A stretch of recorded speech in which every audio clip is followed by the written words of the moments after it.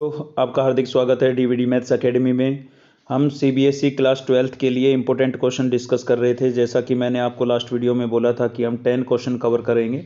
ठीक है, तो 4 क्वेश्चन हमने फर्स्ट वीडियो में कवर किए हैं और इस वीडियो में हम नेक्स्ट 6 क्वेश्चन कवर करेंगे। अगर ये 10 क्वेश्चन आप कर लेते हैं तो आपके 30 से 40 मार्क्स पक्का हैं, क्योंकि ये जो क्वेश्चन मैं आपको करा रहा हूँ इनमें डिजिट थोड़ा ऊपर नीचे हो सकता है, लेकिन क्वेश्चन आपको इस टाइप के ज़रूर देखने को मिलेंगे एग्जाम के अंदर, चाहे वो शॉर्ट आंसर हो चाहे लॉन्ग आंसर हो। ठीक है, तो चलिए शुरू करते हैं। ये पार्ट नंबर 2 है। अगर पार्ट नंबर 1 आपने नहीं देखा है तो पहले आप पार्ट नंबर 1 देख लें। तो क्वेश्चन नंबर 5 हमारा रहेगा यहाँ पर। ये क्वेश्चन जो है हमने प्रोबेबिलिटी लिस्ट से लिया है और ये रैंडम वेरिएबल जो टॉपिक था हमारा प्रोबेबिलिटी ऑफ डिस्ट्रीब्यूशन, उस पर बेस क्वेश्चन है हमारा। तो देखिए क्या बोल रहा है, टू में बोला है कि टू बैड एग्स हैं जो कि मिक्स हो गए हैं किसके साथ, 10 गुड एग्स के साथ। 10 गुड एग्स के साथ 2 बैड एग्स क्या हो गए हैं, मिक्स। तो टोटल आप समझ चुके होंगे कि 12 हो गए हैं, क्योंकि 10 गुड है और 2 बैड है। अब आपको क्या करना है, प्रोबेबिलिटी ऑफ डिस्ट्रीब्यूशन डिस्कस करना है बैड आर्टिकल्स के लिए इन 3 ड्रा। अगर 3 ड्रा हुए हैं तो ठीक है। तो आपको मैं बता देता हूँ कि जो प्रोबेबिलिटी होती है, प्रोबेबिलिटी ऑफ डिस्ट्रीब्यूशन में जो हम प्रोबेबिलिटी डिस्कस करते हैं वो 0 से लेकर के नंबर ऑफ ड्रा तक डिस्कस करते हैं, यानी कि एक्स की जो वैल्यू है वो 0 से 3 तक यहाँ पर डिस्कस होगी। ठीक है, तो यहाँ पर बोला गया है कि विदाउट रिप्लेसमेंट, आपको मतलब फर्स्ट ड्रा में जो चीज़ निकाली जाएगी उसको वापस से रिप्लेस नहीं करना है और फिर डिस्कस करनी है। तो देखिए विदाउट रिप्लेसमेंट कभी भी प्रोबेबिलिटी के किसी भी क्वेश्चन में आपको नजर आए तो आप हमेशा कम्बिनेशन का यूज करेंगे। ठीक है, सबसे इजी कॉन्सेप्ट रहेगा, कम्बिनेशन का यूज करेंगे। साथ ही मैं आपको बता देता हूँ प्रोबेबिलिटी का कंप्लीट चैप्टर, एक एक एलिमेंट की बुक का एक एक क्वेश्चन हमने वीडियो में कवर किया है। अगर आपने नहीं देखी है तो आप प्लेलिस्ट में जाकर के चैनल की में एक एक क्वेश्चन भी देख सकते हैं। यहाँ पर हम केवल इंपॉर्टेंट क्वेश्चन ले रहे हैं जो एग्जाम की दृष्टि से होंगे। ठीक है, तो एक्स की जो वैल्यू है वो 0 होगी, आपकी 1 होगी और 2 होगी। आप सोच रहे होंगे कि 3 क्यों नहीं लिया यहाँ पर, क्योंकि देखिए बैड आर्टिकल जो है वो केवल 2 है। तो जब बैड आर्टिकल ही 2 है तो 3 कैसे हो सकते हैं, इसलिए यहाँ पर एक्स की वैल्यू 3 नहीं ली गई है, अदरवाइज 3 भी ली जाती। तो एक्स इक्वल्स टू 0 यहाँ पर बोला गया है। एक्स इक्वल्स टू 0 का मतलब एक भी बैड आर्टिकल नहीं होगा, मतलब तीनों के तीनों जो ड्रा होंगे वो गुड आर्टिकल होंगे। तो गुड आर्टिकल कितने थे, 10, और ड्रॉ कितने करने हैं, 3। तो यहाँ पर क्या लिखेंगे, 10C3। और अपोन में लिखा जाता है टोटल, तो टोटल कितने थे, 12 में से भी कितने ड्रा हो रहे हैं, 3। तो यहाँ पर इस कम्बिनेशन को हम सोल्व करेंगे। मैं आपको थोड़ा बता देता हूँ, अगर आपने कम्बिनेशन नहीं पढ़ा है तो कम्बिनेशन को कैसे सोल्व करते हैं। देखिए यहाँ पर 10C3 को आप कैसे सोल्व करेंगे, यहाँ पर 3 लिखा हुआ है तो इसका मतलब इसके 3 स्टेप ओपन करने हैं। तो लिखेंगे आप 10 इंटू 9 इंटू 8, और 3 के तो 3 स्टेप ओपन होंगे ही, तो 3 इंटू 2 इंटू 1। ठीक है, ऐसे ही अपोन में लिखा हुआ है इसके 12C3। तो 12C3 को जब आप सोल्व करेंगे तो यहाँ पर आएगा हमारा 12 इंटू 11 इंटू 10, और अपोन में क्या हो जाएगा भाई, 3 इंटू 2 इंटू 1। ठीक है, इंटू 1। तो इसका जब आप रेसिप्रोकल करेंगे तो 3 क्रॉस 2 1 और 3 क्रॉस 2 1, ये आपस में क्या हो जाएंगे, कैंसिल। बाकी यहाँ पर देखिए 10 से 10 कैंसिल हो रहा है आपका सीधा, और 9 से हम इसको कैंसिल कर लेते हैं। 9 3 3 जा 9 और 3 4 जा क्या हो जाएगा 12, 4 से 1 पर और 4 2 जा पर ये कैंसिल हो जाएगा हमारा। ठीक है, तो यहाँ पर आप देख सकते हैं कि न्यूमिनेटर के अंदर तो आपके पास क्या बचा हुआ है, 3 2 जा 6 बचा हुआ है, और अपोन में आपके पास क्या बचा हुआ है, 11 बचा हुआ है। ठीक है, तो 6/11 हमारे पास इसकी क्या हो जाएगी, प्रोबेबिलिटी। अब आप सोच रहे होंगे कि यहाँ पर तो 12/22 लिखा हुआ है, इसको एक बार फिर से फर्दर आप कैंसिल करेंगे तो 6/11 ही आएगी। तो आपकी मर्जी है, आप यहाँ पर भी छोड़ सकते हैं या कंप्लीटली कैंसिल आउट कर लें इसको। तो ये मैंने आपको बताया कि कम्बिनेशन को कैसे सोल्व करते हैं। आगे डिस्कस करते हैं। x equals to 1, x equals to 1 मतलब एक बैड आर्टिकल होगा, तो बैड आर्टिकल कितने थे, 2, ड्रा कितना होगा उसमें से 1। अब देखिए टोटल तो 3 ड्रा करने हैं, तो इसका मतलब एक बैड आर्टिकल होगा तो बाकी के क्या होंगे, गुड होंगे। तो बाकी कितने बैलेंस कितने बचते हैं, 2 बचते हैं। तो 10 में से 2 हम क्या कर लेंगे, गुड आर्टिकल। क्योंकि यहाँ पर 1 बोला है तो बैड एक ही होना चाहिए, बैड आर्टिकल एक ही होना चाहिए, तो 2C1 और बाकी 2 क्या रहेंगे, गुड। टोटल तो 3 ड्रा होंगे ना, तो 10C2 रहेगा। और अपोन में क्या हो जाएगा भाई, टोटल में से तो 3 ड्रा हुए हैं ना, तो 12 में से कितने ड्रा हुए हैं, 3। तो यहाँ लिखेंगे 12C3। अब इसको सोल्व कैसे करेंगे, तो 2C1 को सोल्व करेंगे तो एक ही स्टेप ओपन होगा, 2 इंटू 1 आ जाएगा हमारे पास। 10C2 को सोल्व करेंगे तो देखिए क्या रहेगा, 10 इंटू 9 अपॉन 2 इंटू 1। ठीक है, इसके अपोन में हमारे पास है 12C3, तो उसको सोल्व करेंगे तो 12 into 11 into 10 upon 3 into 2 into 1। तो इसका जब रेसिप्रोकल करेंगे तो 2 इंटू 1 2 इंटू 1 तो सीधा ही कैंसिल हो जाएगा। और साथ ही यहाँ से देखिए 3 से इसको हम 4 पर कैंसिल कर देते हैं, 2 से इसको 2 पर कैंसिल कर देते हैं, इससे हमने इसको 5 पर कैंसिल कर दिया। साथ ही आप यहाँ पर और भी ये कैंसिल हो सकता है हमारा, 5 1 जा 5 और 5 2 जा 10। तो न्यूमिनेटर में तो केवल 9 बचा है, यहाँ पर ये 2 बचा है और ये 11 बचा है। तो 11 को 2 से मल्टीप्लाई करेंगे 22 आएगा, यानी कि 9/22 हमारे पास क्या आ जाएगा, रिजल्ट आ जाएगा। तो देखिए 9/22 आपके पास ये रिजल्ट आ गया है। अब आगे बढ़ते हैं, x इक्वल्स टू 2। तो x इक्वल्स टू 2 मतलब 2 बैड आर्टिकल होंगे, तो बैड आर्टिकल 2 ही थे, 2 में से 2 ड्रा हो जाएंगे। तो टोटल तो 3 ही ड्रा करने हैं ना, तो मतलब एक क्या होगा, गुड होगा। गुड कितने थे, 10, तो 10C1। और टोटल में से कितना ड्रा हुआ है, 12 में से 3, तो 12C3।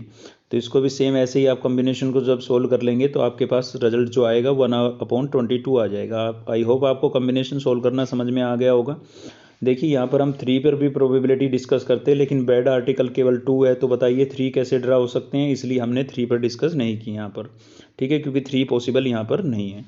अब जो भी ये प्रोबेबिलिटी आई है इससे हम एक टेबल बना देंगे और आपके पास क्या आ जाएगा, आंसर आ जाएगा इसका। तो इस टाइप का क्वेश्चन, ये एज इट इज ना भी मिले लेकिन इस टाइप का क्वेश्चन आपको ज़रूर देखने को मिलेगा, ये पक्की बात है। चलिए आगे बढ़ते हैं। नेक्स्ट हम ले रहे हैं क्वेश्चन नंबर 6 रहेगा ये हमारे लिए, है ना। पिछली वीडियो में हम 4 कवर कर चुके थे, एक 1 यहाँ पर हो गया। केवल 10 क्वेश्चन पढ़ाऊंगा और 10 में से आपको, है ना, 30 से 40 मार्क्स, मिनिमम 30 मार्क्स का आपको ज़रूर देखने को मिलेगा, ठीक है। तो यहाँ पर ये क्वेश्चन नंबर 6 रहेगा। क्वेश्चन नंबर 6 में क्या बोला है, find the equation of the perpendicular from the point. इस पॉइंट से एक परपेंडिकुलर लाइन ड्रॉ करनी है, इस लाइन पर, ये एक लाइन की इक्वेशन है, इस लाइन पर एक परपेंडिकुलर लाइन ड्रॉ करनी है, उसकी इक्वेशन आपको बतानी है। और साथ ही आपको देखो ये 3 in 1 क्वेश्चन है, इसके अंदर 3 चीज़ें आपको सीखने को मिलेगी। एक तो परपेंडिकुलर लाइन की इक्वेशन, दूसरा फुट के कोऑर्डिनेट का क्वेश्चन। आपको पीछे के 10 ईयर्स के क्वेश्चन देखें, पेपर देखें आप देखेंगे फुट के कोऑर्डिनेट काफ़ी बार रिपीट हुआ है, ठीक है। और साथ ही आप क्या समझेंगे इसके अंदर, वो लेंथ समझेंगे, लेंथ निकालना समझेंगे, किसकी, परपेंडिकुलर लाइन की लेंथ निकालना समझेंगे, ठीक है। तो चलिए डिस्कस करते हैं। तो ये आपके पास क्या था, एक गिवन इक्वेशन थी। तो इस टाइप से आपको इक्वेशन गिवन होगी, या तो वेक्टर फॉर्म में या कार्टेशियन फॉर्म में। तो अगर वेक्टर फॉर्म में गिवन है तो आप उसको कार्टेशियन फॉर्म में कन्वर्ट कर लें। कन्वर्जन आपको नहीं आता है तो आप चैनल की प्लेलिस्ट में जा करके, जो हमारी 3D का चैप्टर है उसमें जा करके आप समझ सकते हैं, ठीक है। वरना कन्वर्जन आता है तो बहुत ही अच्छी बात है। तो इस कार्टेशियन फॉर्म में आपको पास इक्वेशन होनी चाहिए, पहली बात तो यही है। फिर आपको क्या करना है, इसको लैम्डा के इक्वल टू सपोज करना है, क्योंकि हमें एक पॉइंट के कोऑर्डिनेट निकालने हैं यहाँ पर, ठीक है। तो लैम्डा के इक्वल टू लेट कर लिया हमने यहाँ पर। अब इसको हम जब सोल्व करेंगे तो कैसे सोल्व करेंगे भाई, पहले फर्स्ट टर्म को इस लैम्डा के इक्वल रखेंगे, यानी कि x/2 इक्वल्स टू लैम्डा। तो x इक्वल्स टू क्या आ जाएगा हमारे पास, 2 लैम्डा। सेम ऐसे ही y-2/3 इक्वल्स टू लैम्डा रखेंगे भाई। तो यहाँ से हो जाएगा y-2 इक्वल्स टू 3 लैम्डा, और y इक्वल्स टू क्या हो जाएगा, 3 लैम्डा प्लस 2 हो जाएगा। तो ये हमारे पास किसकी वैल्यू आ गई है, y की वैल्यू आ गई है। अब हमें z की वैल्यू निकालनी है, तो अब की बार हम z की टर्म्स को इक्वल रख लेंगे। कहने का मतलब 1/1 आपको लैम्डा के इक्वल रख के x y z की वैल्यू कैलकुलेट कर लेनी है, ठीक है। तो यहाँ से z इक्वल्स टू क्या हो जाएगा, 4 लैम्डा प्लस 3 हो जाएगा हमारा। तो ये z की वैल्यू आ गई है, ठीक है। तो ये सभी वैल्यू ऐसे आपको कैलकुलेट कर लेनी है। देखिए यहाँ पर हमने लिख भी दिया है रिजल्ट, ये आपका x की वैल्यू हो गई, ये y की हो गई है, और ये किसकी हो गई है, z की। अब मैं आपको देखिए थोड़ा बता देता हूँ कि ये जो है ना, ये इस पॉइंट के लैम्डा की फॉर्म में जो आए हैं, ये इस पॉइंट के टेम्परेरी कोऑर्डिनेट आए हैं, ठीक है। मतलब इसमें लैम्डा की वैल्यू पुट करना बाकी है। अब देखिए ये जो लाइन है हमारी और ये जो लाइन है, दोनों लाइनें कैसी है, परपेंडिकुलर है।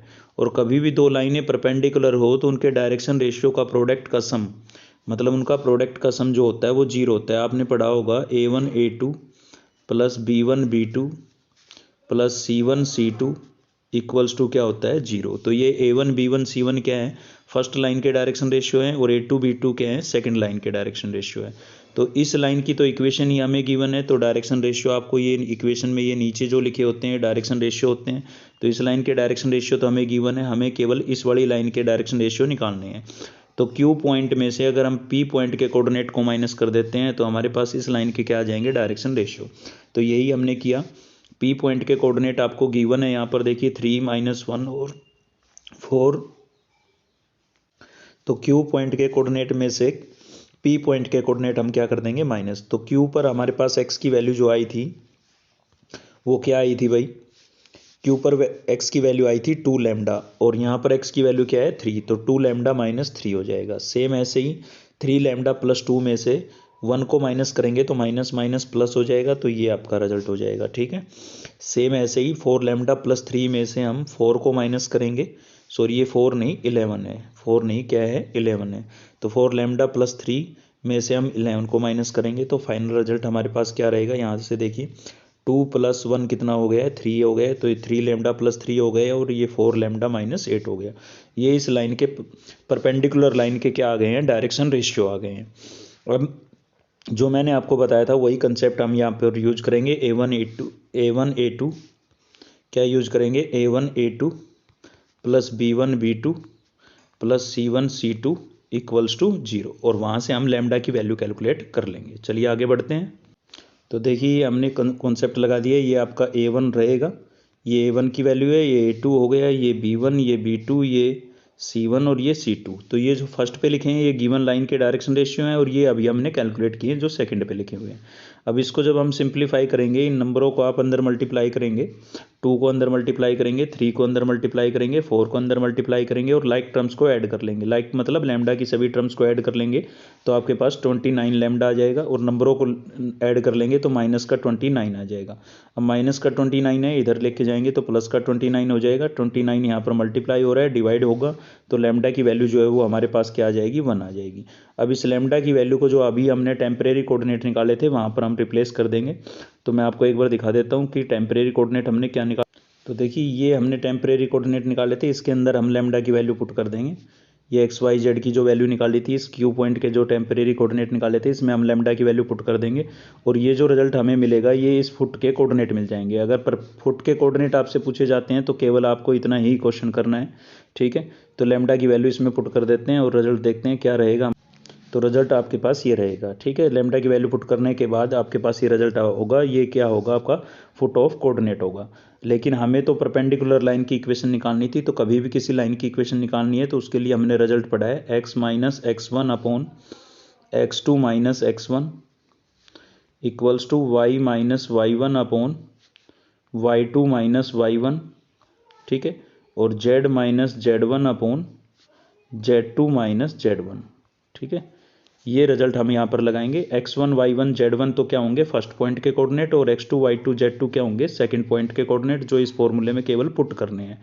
तो देखिए फर्स्ट पॉइंट तो आपके पास क्या रहेगा, आपने देखा कि हमने एक परपेंडिकुलर ड्रॉ कर रखा था और ये आपकी लाइन थी, यहाँ पर आपका क्यू पॉइंट था और ये क्या था पी पॉइंट। तो पी पॉइंट के जो कोऑर्डिनेट्स आपको गिवन थे वो x1 y1 z1 रहेंगे और क्यू पॉइंट के जो कोऑर्डिनेट ये आए हैं आपके पास ये वाले, ये क्या रहेंगे x2 y2 z2 और इनकी वैल्यू इस फॉर्मूले में जो अभी मैंने आपको बताया इसमें पुट करेंगे। जैसे ही पुट करेंगे तो आपके पास लाइन की इक्वेशन इस टाइप की फॉर्मेट में बन जाएगी। अब इसको जब हम सोल्व करेंगे तो 2 - 3 कितना मिलेगा -1, 5 + 1 कितना होगा 6 और 7 - 11 कितना हो जाएगा -4। तो ये जो है हमारे पास परपेंडिकुलर लाइन की इक्वेशन आ गई है। लेकिन इसके अलावा हमें आगे भी काम करना था। आगे क्या काम करना था, ये जो परपेंडिकुलर लाइन थी ये वाली, इसकी लेंथ भी निकालनी थी। तो हम क्या करेंगे, इन दोनों पॉइंटों में डिस्टेंस फॉर्मूला लगा देंगे। ठीक है, ये दोनों पॉइंटों के कोऑर्डिनेट आपको गिवन है, इन दोनों के अंदर आप क्या लगा देंगे डिस्टेंस फॉर्मूला, जो आपने 11th क्लास में पढ़ा था। क्या होता था, square root x2 minus x1 का स्क्वायर, y2 माइनस y1 का स्क्वायर और z2 माइनस z1 का स्क्वायर। तो इसको जब आप सिंप्लीफाई करेंगे 3 - 2 1 आएगा, -1 -5 -6 होगा उसका स्क्वायर करेंगे, 11 - 7 4 होगा उसका स्क्वायर करेंगे तो आपके पास रिजल्ट जो है वो कितना आ जाएगा √53 आ जाएगा। तो इस क्वेश्चन के अंदर 3 बातें हमने डिस्कस की हैं। एक तो ये परपेंडिकुलर जो है इसका ये फुट के कोऑर्डिनेट निकालने हमने समझे, दूसरा इस परपेंडिकुलर लाइन की इक्वेशन निकालना समझा, तीसरा हमने इसकी लेंथ निकालना समझा। ठीक है, तो सेम एज इट इज इस टाइप का भी क्वेश्चन आपको मिल सकता है, या खाली फुट ऑफ कोऑर्डिनेट पे भी मिल सकता है, या परपेंडिकुलर लाइन की इक्वेशन पे भी मिल सकता है। तो अब तक हम क्वेश्चन नंबर 6 तक कवर कर चुके हैं। पिछली वीडियो में हमने 4 क्वेश्चन कवर किए थे, अभी हमने 2 क्वेश्चन कवर किए हैं। चलिए आगे बढ़ते हैं, नेक्स्ट क्वेश्चन देखते हैं। तो नेक्स्ट क्वेश्चन हम जो देख रहे हैं वो बाई पार्ट्स पे देख रहे हैं, इंटीग्रेशन का क्वेश्चन है। इंटीग्रेशन में बाई पार्ट्स की आपने एक्सरसाइज पढ़ी थी। अगर आप एलिमेंट की बुक पढ़ रहे हैं तो एक्सरसाइज 9.7 आपकी बाई पार्ट्स की जो है एक्सरसाइज होगी। इसके अंदर आपने एक प्रॉपर्टी पढ़ी होगी u × v, जिसको हम क्या बोलते थे बाई पार्ट्स, यहाँ पर लिखी हुई है u × v। तो u as it is v का इंटीग्रेशन माइनस का साइन u का डेरिवेटिव और v का इंटीग्रेशन। यहाँ से जो रिजल्ट मिलता है उसको हम फर्दर इंटीग्रेट करते हैं, इसलिए ऐसे लिखा हुआ है। तो चलिए समझ लेते हैं। तो देखिए एक रिजल्ट हमने पढ़ा था आई लेट, पूरा डिटेल में आपको समझा के चल रहा हूँ मैं। आई लेट, तो इसमें जो फर्स्ट पोजीशन पर होगा वही आपका फर्स्ट फंक्शन होगा। आई का मतलब इनवर्स फंक्शन होता है, एल का मतलब लॉगरिथमिक फंक्शन होता है, ए का मतलब एल्जेब्रिक फंक्शन होता है, टी का मतलब ट्रिग्नोमेट्रिक फंक्शन होता है और ई का मतलब एक्सपोनेंशियल फंक्शन होता है। तो देखिए ये आपका एक्सपोनेंशियल है और ये क्या है, ट्रिग्नोमेट्रिक है। ठीक है, यानी कि ये आपका क्या रहेगा, ट्रिग्नोमेट्रिक फंक्शन को हम यहाँ पर क्या लेंगे, फर्स्ट पोजीशन पर लेंगे, क्योंकि जो ट्रिग्नोमेट्रिक का टी है वो पहले आ रहा है और एक्सपोनेंशियल का ई है वो बाद में है। तो ये आपका फर्स्ट फंक्शन रहेगा और ये क्या रहेगा, सेकंड फंक्शन। ठीक है, फिर इसके अंदर हम बाई पार्ट्स लगाएंगे। तो चलिए बाई पार्ट्स लगाते हैं अब।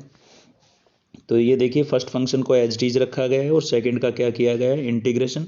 ये फॉर्मूला हम लगा रहे हैं यहाँ पर। ठीक है, माइनस, फिर फर्स्ट का क्या हुआ है, डेरिवेटिव, और सेकंड का क्या होगा, इंटीग्रेशन। अब ये आपका एज इट इज है तो एज इट इज ही रहेगा। ई का इंटीग्रेशन करेंगे तो एक्सपोनेंशियल फंक्शन का इंटीग्रेशन एज इट इज होता है, लेकिन एक्स का कोएफिशिएंट कहाँ लिखा जाता है, अपॉन में, इंटीग्रेशन के अंदर। ठीक है, यहाँ पर साइन का डेरिवेटिव होगा, साइन का डेरिवेटिव क्या होता है, कोस होता है, लेकिन यहाँ एक्स का जो कोएफिशिएंट है वो कहाँ लिखा जाएगा, इनटू में। तो डेरिवेटिव जो होता है उसमें एक्स के कोएफिशिएंट को इनटू में लिखते हैं और इंटीग्रेशन में अपॉन में लिखते हैं। यहाँ पर इसको इंटीग्रेट करेंगे E raise to power A X को, तो एक्स का कोएफिशिएंट ए है यहाँ पर, तो वो क्या आ जाएगा, अपॉन में आ जाएगा। अब यहाँ से जो रिजल्ट मिला है इसको हम फर्दर दोबारा से इंटीग्रेट करेंगे और फिर से इसमें क्या लगाना होगा हमें, बाई पार्ट्स, क्योंकि जब भी दो टर्म इनटू में आती है तो हमें बाई पार्ट्स ही अप्लाई करना होता है। ठीक है, लेकिन बाई पार्ट्स लगाने से पहले हम थोड़ा इसको सिंप्लीफाई भी कर लेते हैं। तो देखिए यहाँ पर अपोन में एक तो ए था आपके पास और यहाँ पर था बी, इन दोनों को हमने कॉमन करके बाहर लिख दिया है। अब इसमें हम बाई पार्ट्स लगाएंगे तो आईलेट के अकॉर्डिंग ये आपका फर्स्ट फंक्शन होगा और ये आपका क्या होगा, सेकंड फंक्शन। तो देखिए सेम बाई पार्ट्स लगाएंगे, थोड़ा शॉर्टकट किया है। फर्स्ट फंक्शन यहाँ पर एज इट इज है और E raise to power A X को जब आप इंटीग्रेट करेंगे तो E raise to power A X upon A आएगा, माइनस इसका क्या करेंगे, डेरिवेटिव। तो कोस का डेरिवेटिव क्या हो जाता है, माइनस साइन हो जाता है, एक्स का कोएफिशिएंट इनटू में यहाँ पर लिख दिया गया है। अब E raise to power X को इंटीग्रेट करेंगे तो E raise to power A X और अपॉन में एक्स का कोएफिशिएंट आ जाएगा। ठीक है, अब बाहर जो कांस्टेंट टर्म आपको दिखाई दे रही है उनको आप अंदर मल्टीप्लाई करेंगे। ठीक है, यहाँ पर इनको हम अंदर मल्टीप्लाई कर देंगे। तो इस स्टेप में तो हमने नहीं किया, इसमें केवल ये माइनस और ये माइनस था तो प्लस किया है, बाकी सब एज इट इज लिखा हुआ है, आप देख सकते हैं बिल्कुल एज इट इज लिखा हुआ है, यूं का यूं लिखा हुआ है। ठीक है, अब इनको हम अंदर मल्टीप्लाई कर देते हैं। तो यहाँ पर ये जो b अपॉन ए था इसको हम अंदर मल्टीप्लाई करेंगे तो यहाँ पर a पहले से ही है तो b अपॉन में क्या हो जाएगा, ए स्क्वायर, बाकी एज इट इज है। सेम इस चीज़ को जब इसके साथ मल्टीप्लाई करेंगे तो ये भी एज इट इज आ जाएगा। अब आप देख सकते हैं इस टाइप के जो क्वेश्चन होंगे ना उसमें आपको 2 टाइम्स बाई पार्ट्स लगाना है और 2 टाइम्स के बाद आपका क्वेश्चन वापस से रिपीट होगा और उसको आपको क्या लिख देना है, आई लिख देना है, क्योंकि आई के इक्वल इसको हम देखिए लेट करके चले थे। ठीक है ना, यहाँ पर लेट कर रखा है हमने आई के इक्वल। ठीक है, तो वापस से ये क्वेश्चन रिपीट हुआ और रिपीट हुआ तो इसको हम क्या रिप्लेस कर देंगे, आई। तो यहाँ पर देखिए ये आई लिख दिया गया है, बाकी सब कुछ सेम है। ठीक है, अब एक आई हमारा इधर भी चल रहा है तो ये पूरी माइनस की टर्म है, इधर जाएगी तो किसकी हो जाएगी, प्लस की, और इसके साथ हमने इसको क्या कर दिया, ऐड कर लिया है आई को कॉमन करके। इधर की जो टर्म्स है वो आपकी एच डी चलती रहेगी, यू की यूँ चलती रहेगी। चाहें तो आप यहाँ पर एलसीएम ले लें, तो एलसीएम लिया है हमने, ए स्क्वायर हमने क्या ले लिया है, एलसीएम ले लिया ताकि हम इसको कॉमन कर सकें। ठीक है, और इधर भी इसका एलसीएम ले लेते हैं तो ए स्क्वायर आ जाएगा, तो ए स्क्वायर दोनों तरफ जो एलसीएम होगा वो कैंसिल आउट हो जाएगा। तो यहाँ से जो रिजल्ट आपको मिलेगा वो मिलेगा A square plus B square upon A square, LCM लेने के बाद। तो ये ए स्क्वायर तो उधर के ए स्क्वायर से इससे कैंसिल हो जाएगा और ये जो टर्म है ये दूसरी तरफ जाएगी तो इसका क्या हो जाएगा, रेसिप्रोकल, इसलिए ये रेसिप्रोकल हो रहा है। ठीक है, साथ ही ये टर्म जो है ये हमारे पास क्या बचा था यहाँ पर भाई, ए स्क्वायर प्लस बी स्क्वायर बचा था ना, ये मल्टीप्लाई हो रहा था तो दूसरी तरफ जाके क्या हो गया है, डिवाइड हो गया है। ठीक है, साथ ही ई की पावर ए एक्स हमने इसमें से क्या कर लिया है, कॉमन। तो देखिए एज इट इज ये क्वेश्चन आए या ना आए, लेकिन बाई पार्ट्स पर एक क्वेश्चन पक्का आएगा आपको एग्जाम के अंदर। ठीक है, चलिए लगते आते इंटीग्रेशन का एक क्वेश्चन और भी देख लेते हैं हम। तो नेक्स्ट हमारे पास जो ये क्वेश्चन रहेगा, ये क्वेश्चन नंबर कौन सा हो जाएगा, 3 इसमें हम अब तक कवर कर चुके हैं, 4 हमने पिछली वीडियो में कवर किए, 7 हो गए हैं, तो ये क्वेश्चन नंबर क्या रहेगा, 8 रहेगा। ठीक है, ये भी इंटीग्रेशन बेस्ड क्वेश्चन है।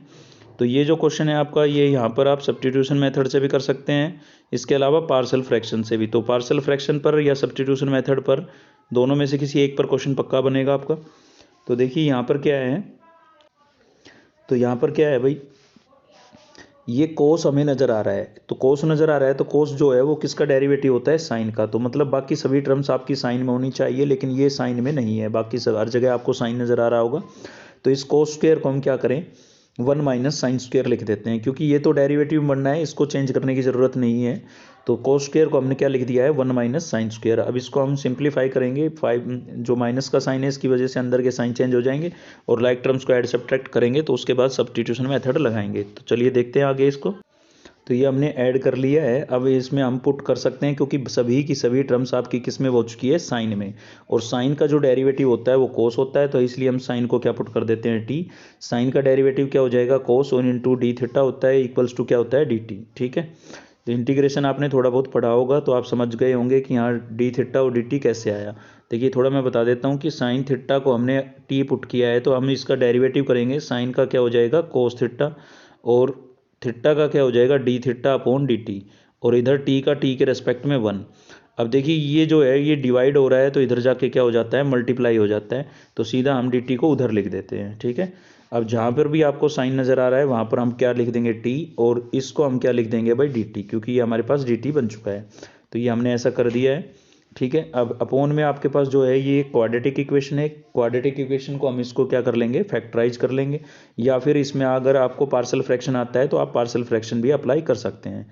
ठीक है, तो हम भी पार्शियल फ्रैक्शन ही अप्लाई करेंगे, सॉरी, क्योंकि इसलिए तो फैक्टराइज कर रहे हैं, या फिर इसके अंदर आप क्वाड्रेटिक जो इक्वेशन का कॉन्सेप्ट है वो भी लगा सकते हैं। ठीक है, अगर पढ़ा है तो नहीं, कोई दिक्कत नहीं है, पार्शियल फ्रैक्शन ज़्यादा जरूरी है, क्योंकि पार्शियल फ्रैक्शन पर क्वेश्चन जरूर बनता है।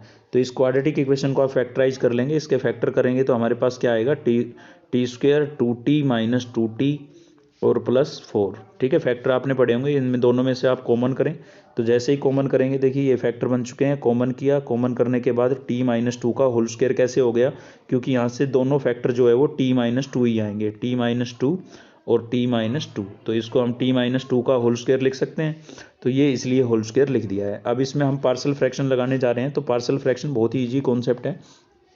देखिए होता क्या है, केवल यहाँ से फंक्शन को हम उठाते हैं, फंक्शन हमने उठाया, अब ए के अपोन में केवल क्वाड्रेटिक के जो फैक्टर है ना उनको लिखना होता है, डेनोमिनेटर में जो फैक्टर है केवल उनको लिखना होता है, न्यूमिनेटर पर कोई ध्यान देने की आवश्यकता नहीं है। ठीक है, तो ए के अपोन में आपका सिंगल पावर आएगा, बी के अपोन में डबल पावर आएगी।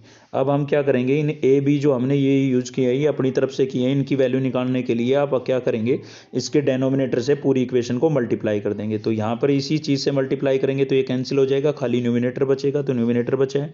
इसको मल्टीप्लाई करेंगे तो एक पावर कैंसिल हो जाएगी, एक बचेगी, और इसको करेंगे तो दोनों पावर कैंसिल हो जाएगी, तो खाली क्या बचेगा, बी।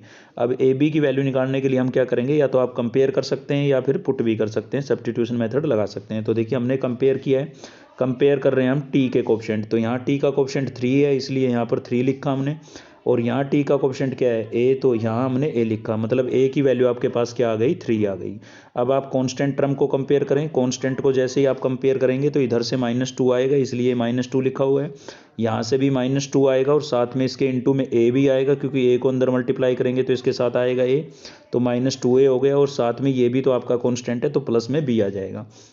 अब यहाँ पर ए की वैल्यू आप पुट कर लें, तो ए की वैल्यू पुट करेंगे हम 3, और ये माइनस की टर्म है तो दूसरी तरफ जा करके किसकी हो गई, प्लस की। अब 3 2 जा क्या हो गया, 6 में से 2 को माइनस करेंगे 4, तो बी की वैल्यू हमारे पास क्या आ गई है, 4 आ गई है भाई। अब ये ए बी की वैल्यू हमने वापस से रिप्लेस कर दी है। ठीक है, अब इसको हम इंटीग्रेट कर देते हैं, इसको इंटीग्रेट करने के बजाय इनको इंटीग्रेट करना है। तो देखिए यहाँ पर तो टी की पावर 1 है, तो इसका तो इंटीग्रेशन क्या हो जाएगा, log ऑफ, लेकिन इसको इंटीग्रेट करने के लिए हमें कहाँ लेके जाना होगा, न्यूमिनेटर में, क्योंकि डेनोमिनेटर में अगर पावर जो है वो 1 से लेस या 1 से ग्रेटर है तो उसको इंटीग्रेट करने के लिए हमें न्यूमिनेटर के अंदर लेके जाना होता है। तो ये तो आपका एज इट इज लिखा हुआ है, और इसको हम ऊपर लेके जाएंगे तो इसको हम क्या लिख देंगे, टी माइनस 2 की होल पावर क्या हो जाएगी, -2 इंटू डी टी। अब इसको जब आप इंटीग्रेट करेंगे तो रिजल्ट आपके पास आएगा t-2, पावर में +1 करते हैं तो -1 बचेगा, क्योंकि +1 करेंगे माइनस का 1 प्लस का 1 माइनस का 1 बचता है, अपोन में क्या लिखेंगे, -1। अब इसकी पावर नेगेटिव है तो वापस डेनोमिनेटर में भेज देंगे और पावर पॉजिटिव हो जाएगी, ये 1 आपका न्यूमिनेटर में नजर ही आ रहा होगा, मतलब न्यूमिनेटर में 1 लिख देंगे ना, और ये वाला जो माइनस है ये आपको यहाँ पर दिखाई दे रहा होगा। ठीक है, और इसका जो इंटीग्रेशन है वो क्या होगा, log ऑफ, क्योंकि टी की पावर कितनी थी, 1। अब टी की वैल्यू वापस से रिप्लेस कर देंगे, तो टी हमारा क्या था, साइन थीटा, तो हमने यहाँ पर टी की जगह हर जगह साइन थीटा रिप्लेस कर दिया है। ठीक है, ये देख लेना आप, ये थीटा शायद फाई था, ये फाई था, क्योंकि थोड़ा लंबा लिखा हुआ है, इतना लिखा होता तो थीटा था, और ये ऐसे लिखा हुआ है तो फाई, तो उससे तो कोई फर्क नहीं पड़ रहा है, कॉन्सेप्ट आपको समझ में आ गया होगा। चलिए बढ़ते हैं नेक्स्ट क्वेश्चन की तरफ। तो देखिए नेक्स्ट क्वेश्चन जो हमने लिया है वो बेस थ्योरम पर लिया है, जो क्वेश्चन नंबर आपका क्या रहेगा 9 रहेगा। ठीक है, बेस थ्योरम पर है। बेस थ्योरम पर भी आप पिछले 10 ईयर्स के क्वेश्चन पेपर उठा करके देख लें, बेस थ्योरम पर आपको एक क्वेश्चन पक्का मिलेगा, बहुत ही ईजी होता है। मैं आपको समझाता हूँ अच्छे से। देखिए एक कार्ड पिक करना है आपको 52 कार्ड में से, ठीक है, और वो कार्ड क्या हो गया है, खो गया है, लॉस्ट हो गया है। तो बाकी के जो रिमेनिंग कार्ड है उनके अंदर से 2 कार्ड्स ड्रा करने हैं। एक कार्ड जो है वो लॉस हो गया है, हमसे लॉस्ट हो गया है, ठीक है, वो तो बचे कितने कार्ड हैं 51। उन 51 कार्ड में से 2 कार्ड आपको ड्रा करने हैं। और जो कार्ड है वो निकाले गए कार्ड कैसे हैं, डायमंड के कार्ड हैं। तो find the probability of missing card, जो मिसिंग कार्ड है उसकी प्रोबेबिलिटी आपको बतानी है। ठीक है, तो चलिए डिस्कस करते हैं हम इस क्वेश्चन को। तो देखिए मिसिंग कार्ड जो है वो किसी का भी हो सकता है, तो हमने यहाँ पर किसी का भी मतलब हार्ट का भी हो सकता है, डायमंड का भी हो सकता है, क्लब का भी हो सकता है और स्पेड का भी हो सकता है। ठीक है, 4 टाइप्स के कार्ड होते हैं हमारे पास। तो E1 E2 से हमने सभी को डिनोट कर लिया, हार्ट, डायमंड, क्लब, स्पेड्स। ठीक है, उनकी प्रोबेबिलिटी हम निकालने जा रहे हैं। तो सभी आपको पता है 13 होते हैं, तो सभी की जो प्रोबेबिलिटी है वो 13/52, 13/52 यानी कि 1/4 आएगी। E1 भी आपका 1/4, E2 भी, E3 भी और E4 भी, सभी की प्रोबेबिलिटी क्या रहेगी 1/4। ठीक है, अब इसमें से 51 जो कार्ड बचे हैं, ये तो हमने डिस्कस कर लिया मिसिंग कार्ड। अब 51 जो कार्ड बचे हैं उसमें से आपको 2 कार्ड ड्रा करने हैं। ठीक है, तो कम्बिनेशन आप यहाँ पर अप्लाई करेंगे। अगर हम A/E1 मतलब फर्स्ट केस को लेके चलते हैं, हार्ट के केस को लेके चलते हैं, तो 13 कार्ड थे हार्ट के, 13C2 अपॉन में क्या हो जाएगा 51C2। ठीक है, अब ऐसे ही यहाँ पर 12C2 अपॉन में क्या हो जाएगा 51C2। नेक्स्ट हो जाएगा 13C2 अपॉन में 51C2, और ऐसे ही नेक्स्ट आपका हो जाएगा 13C2 अपॉन 51C2। ठीक है, तो ये चीज़ मैं आपको क्लियर कर देता हूँ कि यहाँ पर 13, 15, 12 लिखा हुआ है, ये थोड़ा गलत हो गया है, क्योंकि यहाँ पर एक कार्ड तो मिस हो चुका है। जब हम E1 ब्रांच पर काम कर रहे हैं तो हम ये मान के चलेंगे कि जो हार्ट का है वो कार्ड मिस हुआ है, इसलिए यहाँ पर 12C2 लिखेंगे। ठीक है, ये 12C2 बिल्कुल सही लिखा हुआ है, यहाँ पर भी 12C2 लिखेंगे और यहाँ पर भी क्या लिखेंगे 12C2, क्योंकि जिस ब्रांच पर काम करेंगे, जो केस हम डिस्कस करेंगे, E1 लिखा है तो हार्ट की बात कर रहे हैं तो हार्ट के 12 बचे, E2 लिखा है तो डायमंड की बात कर रहे हैं तो अब डायमंड के 12 बचे। ठीक है, मिसिंग कार्ड मतलब उसी का लेट करके चलेंगे जिसके लिए बात हो रही है। मुझे पता है हमें डायमंड के लिए डिस्कस करनी है, लेकिन वो केस ऊपर लिखा जाएगा, बेस थ्योरम जो है वो हमें यहाँ पर अप्लाई करनी है। ठीक है, तो पहले आप लास्ट की लाइन को, मैंने आपको अगर चैनल पर, आप चैनल की प्लेलिस्ट में जाएंगे और वहाँ प्रोबेबिलिटी के सभी क्वेश्चन सोल्व करवा रखे हैं, A to Z question solve करवाए हमने एलिमेंट के, तो वहाँ पर आप देखेंगे कि बेस थ्योरम के क्वेश्चनों की आइडेंटिफिकेशन मैंने आपको वहाँ पर बताई है। ठीक है, प्रोबेबिलिटी आपको दिक्कत इसी चीज़ में करेगी, आप आइडेंटिफाई नहीं कर पाएंगे कि बेस थ्योरम लगानी है या फिर लॉ ऑफ टोटल प्रोबेबिलिटी लगाना है, क्योंकि इनके क्वेश्चन लगभग सेम से दिखाई आपको देते हैं। ठीक है, तो इसलिए लास्ट लाइन में डिफाइन किया जाता है इस चीज़ को, जो डाउट केस होता है उसको लास्ट लाइन में डिफाइन किया जाता है, तो बेस थ्योरम लगेगी। बाकी आप है ना चैनल की प्लेलिस्ट में जाएं, वहाँ डिटेल से तसल्ली बख्श बताया गया है। यहाँ पर बताने लगूंगा तो थोड़ा लंबा हो जाएगा वीडियो, और जिससे बच्चों को देखने में दिक्कत आएगी। ठीक है, तो ये 12C2 कर लेना आप सभी के अंदर, है ना। अब आपको ऊपर कौन सा केस रखना है, देखिए हमें किसके लिए डिस्कस करना था, डायमंड के लिए। तो डायमंड के सिलेक्शन की प्रोबेबिलिटी, जो 1 कार्ड मिसिंग हुआ था उसकी, और इनटू में ये 2 कार्ड्स ड्रा हुए हैं उसकी प्रोबेबिलिटी आपको इनटू में ऊपर रखनी है, और नीचे सभी के 4 और 4 केस आपके नीचे अपॉन में आ जाएंगे ऐसे। ठीक है, अब ये बेस थ्योरम आपकी लग चुकी है। ये नीचे जो लगता है कॉन्सेप्ट, ये इसको हम बोलते हैं लॉ ऑफ टोटल प्रोबेबिलिटी। ठीक है, तो इसको एक बार आप देख लें वीडियो की प्लेलिस्ट में जा करके, चैनल की प्लेलिस्ट में जा करके आप ये लॉ ऑफ टोटल प्रोबेबिलिटी के जो मैंने आपको क्वेश्चन डिस्कस कराए हैं उनको एक बार देख लेंगे, और अच्छे से क्लियर हो जाएगा। और कम्बिनेशन प्रोबेबिलिटी की पिछली वीडियो में मैं आपको क्लियर करवा चुका हूँ। ठीक है, तो कम्बिनेशन को आप सोल्व कर सकते हैं, कोई बड़ी बात नहीं है। नहीं, इसमें हमने क्या कर दिया, ये डायरेक्ट कट कर दिया है, क्योंकि डेनोमिनेटर सभी के सेम आ रहे थे, तो यहाँ पर डायरेक्ट कट कर दिया है, तो हम इसको सीधा भी सोल्व कर सकते हैं यहाँ पर ऐसे।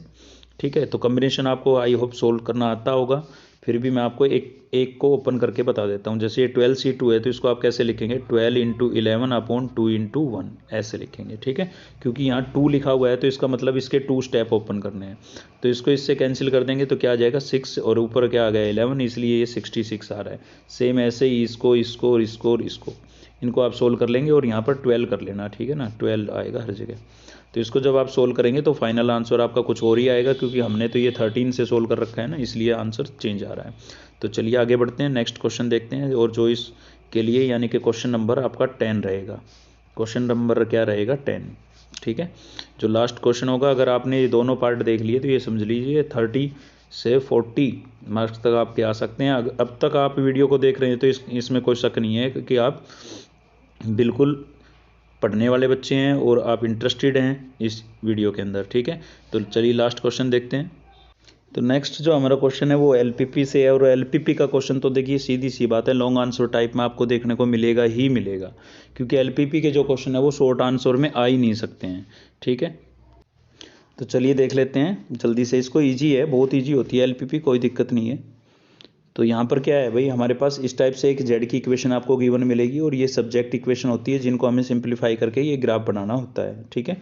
तो क्या करेंगे, सबसे पहले ये यहाँ पर ये जो इनइक्वलिटी के साइन लगे हुए हैं इनको हटा करके आप सभी में इक्वल टू के साइन लगा लेंगे सबसे पहले। तो अब जिनमें डबल वेरिएबल है उनको आपको सोल्व करके और ग्राफ को ड्रॉ करना है। तो सोल्व कैसे करेंगे, कुछ नहीं करना है, आपको पहली इक्वेशन उठानी है। एक बार x इक्वल्स टू 0 रखेंगे, y की वैल्यू आ जाएगी, फिर y इक्वल्स टू 0 रखेंगे, x की वैल्यू आ जाएगी।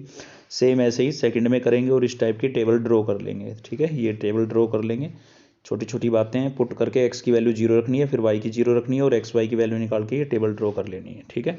अब जिनमें सिंगल वेरिएबल था तो ये x की वैल्यू 10 है, मतलब ये y के पैरेलल आएगी, और यहाँ पर y की वैल्यू 8 है तो ये x के पैरेलल आएगी। तो ये 4 की 4 लाइन आप क्या कर लेंगे, ड्रा कर लेंगे। ये 4 लाइनें देखिए यहाँ पर ड्रा कर लिया हमने। एक लाइन आपकी ये गई, एक इधर से यहाँ से गई, ये पैरेलल वाली आ गई हैं दोनों। अब इनका जो ये बाउंडेड एरिया है ये आपको कैलकुलेट करना है। तो आप क्या करेंगे, इनके जो ये पॉइंट ऑफ इंटरसेक्शन है इन सभी के कोऑर्डिनेट अगर आपको गिवन है तो अच्छी बात है, नहीं गिवन है तो आपको कैलकुलेट करने होंगे। कैसे, एलिमिनेशन मेथड जो आपने 10th क्लास में पढ़ा था उससे।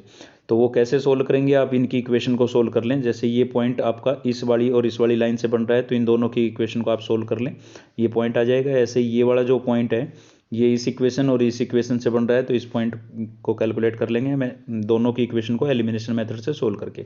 ऐसे ही आप चारों पॉइंटों के कोऑर्डिनेट निकाल लें। तो हमने पहले ही निकाल लिए हैं देखिए, और निकालने के बाद ये हमने पॉइंट ही कैलकुलेट कर रखे हैं सभी, ठीक है। पॉइंट कैलकुलेट करने के बाद ये एरिया आप बना लेंगे, स्केच, सुंदर सा स्केच बना लेंगे, और ये शेडेड एरिया दिखा देंगे यहाँ पर।